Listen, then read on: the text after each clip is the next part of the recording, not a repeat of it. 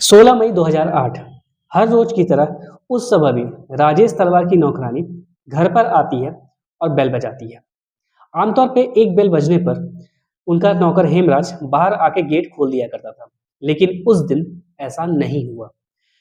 2 बार bell बजने पर जब तीसरी बार बेल बजती है तो नुपुर तलवार बाहर आती है। उन्हें लगता है कि हो सकता है कि हेमराज बाहर दूध लेने गया हो, क्योंकि दरवाजा बाहर से लॉक था। नौकरानी उन्हें न रुकने के लिए कहती है और दूसरी चाबी लाने को बोलती है। जब नुपुर तलवार आरुषि के रूम में जाती है तो उन्हें वहां पर आरुषि की लाश मिलती है।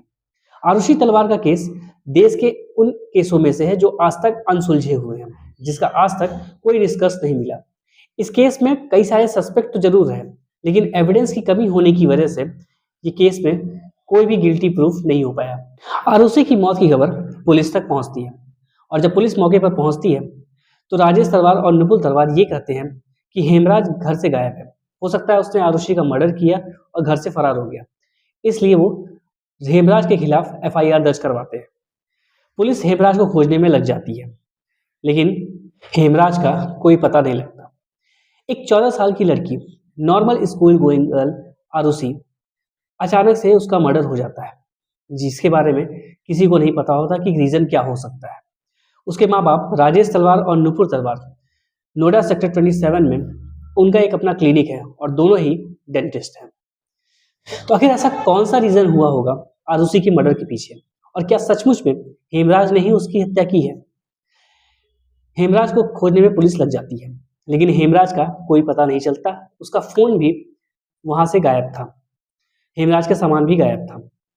अगले दिन एक रिटायर्ड एसपी के गौतम उनके घर पर आते हैं और वो टेरेस पे जाते हैं।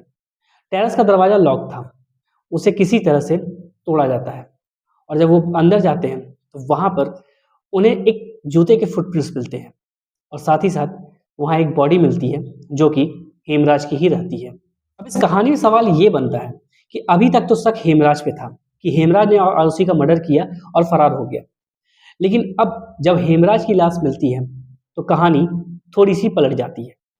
अब यहाँ पर कंफ्यूजन ये रहती है कि आखिर हेमराज का मर्डर किसने किया होगा। पुलिस के पास इस केस में इतने पर्याप्त सबूत नहीं होते हैं कि इससे ये पता लगा सके कि आखिर सचमुच में मर्डर किसने किया था। अब बात मीडिया तक पहुंचती है और मीडिया तक बात पहुंचने की वजह से इस केस पर और दबाव बनता है कि इस केस को जल्द से जल्द सॉल्व किया जाए।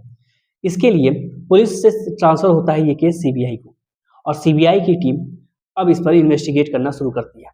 सीबीआई जब इस केस को इन्वेस्टिगेट कर रही होती है तो एक चीज उनके सामने आती है कि आरुषि के कमरे के ठीक बाहर एक विस्की की बॉटल मिलती है जिसपे अननोन फिंगरप्रिंट्स होते हैं। तो उनका शक इस चीज पे जाता है कि कहीं ऐसा तो नहीं हेमराज के साथी उससे मिलने आए हो और वहां पर उन्होंने आरुषि के साथ असॉल्ट किया और उसका मर्डर कर दिया, और हेमराज वहां पर एक विटनेस था तो इसलिए उन्होंने हेमराज को भी मार दिया। लेकिन एक चीज यहाँ पर यह भी है कि अगर उन्हें हेमराज को मारा होता तो हेमराज की लाश वहां पर घसीट के ऊपर गई होती, लेकिन टेरेस पे जो लाश मिली थी उससे ये पता चलता है कि हेमराज खुद चल के टेरेस तक गया था, इसलिए इस चीज को पूरा क्लियर नहीं माना गया। इस चीज को कंफर्म करने के लिए सीबीआई ने राजेश तलवार के असिस्टेंट कृष्णा थदरई और उसके 2 और नौकर राजकुमार और विजय मंडल के साथ नार्को टेस्ट किया, जहां उन्हें ये कन्फेशन मिलता है कि पहले उन्होंने आरुषि के साथ असॉल्ट किया और फिर उसे मार दिया, और इसके बाद उन्होंने एज अ विटनेस हेमराज को भी मार दिया। लेकिन एक प्रॉपर एविडेंस ना होने की वजह से वो तीनों भी बरी हो जाते हैं। अब इसके बाद ये केस मीडिया की दबाव की वजह से और भी कॉम्प्लिकेटेड होता चला जाता है, और इसलिए एक सीबीआई टीम से एक दूसरी सीबीआई टीम को ये चीज ट्रांसफर की जाती है, जहां पर पूरी की पूरी सीबीआई टीम नहीं होती है और पूरी इन्वेस्टिगेशन फिर से शुरू की जाती है। अब जब दूसरी टीम सीबीआई की इन्वेस्टिगेट करना शुरू करती है तो ये पाती है कि जिस रात आरुषि का मर्डर हुआ उस रात राजेश तलवार खाना खाने के बाद इंटरनेट सर्फ करना चाहते थे, और इसलिए उन्होंने नुपुर तलवार से राउटर ऑन करने के लिए कहा जो कि आरुषि के कमरे में लगा हुआ था। नुपुर राउटर ऑन करके आती है।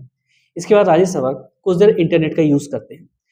आरुषि की पोस्टमार्टम रिपोर्ट में ये माना गया था कि आरुषि की मौत 12 बजे से 1 बजे के बीच में हुई थी और इंटरनेट सर्फिंग 12:08 पर तक हुई थी।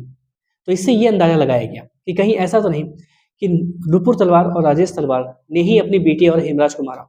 हो सकता है उन्होंने आरुषि को हेमराज के साथ एक ऑब्जेक्शनल पोजीशन में देखा हो और इसीलिए उन्होंने एक ऑनर किलिंग वहां पर की हो, या फिर राजेश तलवार अपना अफेयर छुपाने के लिए हेमराज उन्हें ब्लैकमेल कर रहा था और इस चीज को आरुषि के सामने छिपाने के लिए उन्होंने उन दोनों को मर्डर कर दिया। और इस तरह से राजेश तलवार सस्पेक्ट के रूप में आ जाते हैं सीबीआई के लिए, और फिर यहीं से राजेश तलवार और नुपुर तलवार दोनों से पूछताछ की जाती है और फिर उन्हें गुनहगार मान लिया जाता है।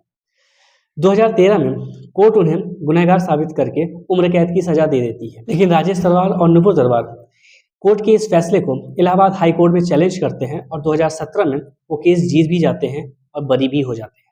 अब इस पूरे केस में एक चीज समझ में आती है कि सब कुछ जो भी हुआ वो हर कोई सिर्फ एक सस्पेक्ट ही रहा है। यहाँ पर किसी का गुनाह न तो पता चला और ना ही ये चीज कि हत्या का वास्तविक कारण क्या था।